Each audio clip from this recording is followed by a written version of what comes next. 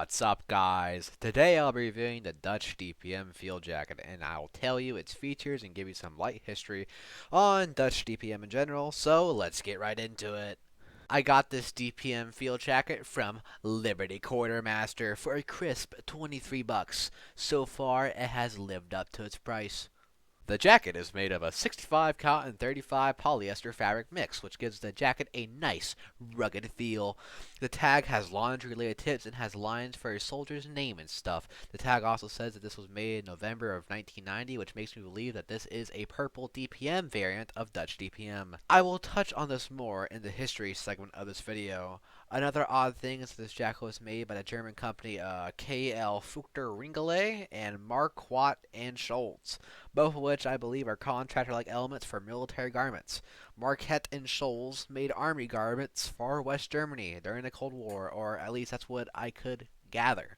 To be honest with you, searching up these companies doesn't lead to much. If you know anything about these guys, put it down in the comments below. Above the tag, there is a sturdy loop for hanging the garment when not in use, which is nice.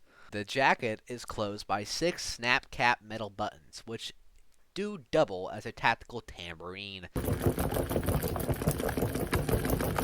The buttons just might fall off for no reason, or at least that's what happened to me. It wasn't a big issue, and I made quick work of it with some JB Weld. The chest features 2 breast pockets, which have roughly 6 inches of depth, and are closed with zippers that have 2 shoelace-like pulls. Behind the left breast pocket, there is an interior, somewhat secret pocket that can fit your sensitive documents and whatnot. The interior pocket has roughly the same space as the exterior pocket, but has a single Velcro closure compared to the zippers on the outside. On the chest, there is also some hook and loop for name tape and rank. On the left sleeve, there is a vibrant Dutch flag sewn onto a neat pen pocket that has enough room for 4 pens or pencils. This pocket is closed by Velcro. Like the interior pocket, this is a neat place for a pen placard and is a unique compared to my other military garments.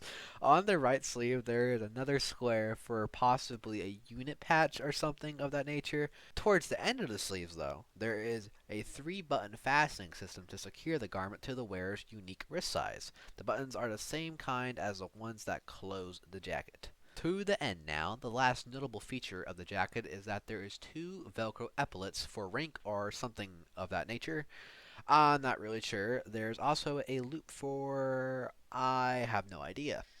Also, as a side note, this bad boy is long, and some sources say that this is because it was meant to be tucked into pants or something like that. I just think people from the Netherlands are just tall.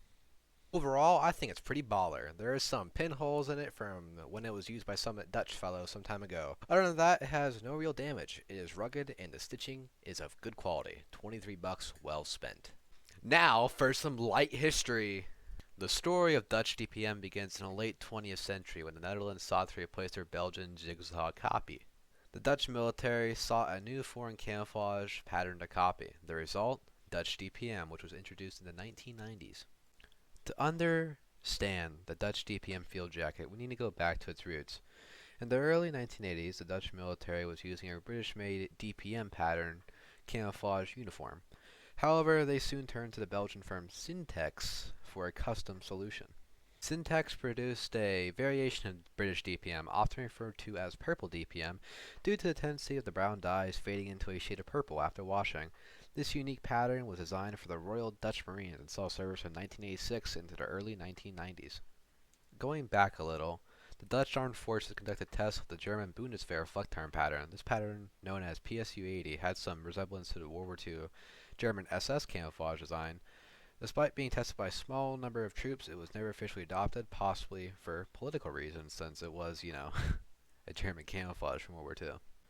This experimental phase of camouflage testing shows how the Dutch military explored various camouflage options, trying to find the perfect fit for their needs. The Dutch kind of figured it out around 1993, when the Dutch Army, or Koninklijke Landmacht, introduced its own version of the British DPM referred to as Woodland. This pattern featured disruptive shapes in black, chocolate brown, and olive green on a yellowish tan background.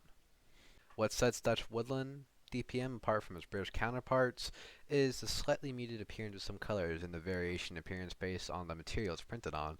And also, the British DPM has like dots or some shit. I don't know. Fast forward to present day, and Dutch DPM remains in general service, but there are plans to replace it with a fractal design called NFP, or Netherlands Fractal Pattern. It's neat to see how camouflage patterns evolve to meet the needs of modern military operations. What is kind of funny is that the NFP is kind of just like dots, and I guess you could, if you went back to that like zeitgeist of that era, you could be like, oh my god, it's the German SS camouflage because it's just dots. To be honest, I like Dutch DPM, but NFP is just, it's like Flecktarn almost. It's just nice. I think it's way better than whatever the fuck they were using before, so some camouflage is better than no camouflage, 100%. Thank you for staying through my half-assed history segment of this video, and I guess this is the outro, so see ya.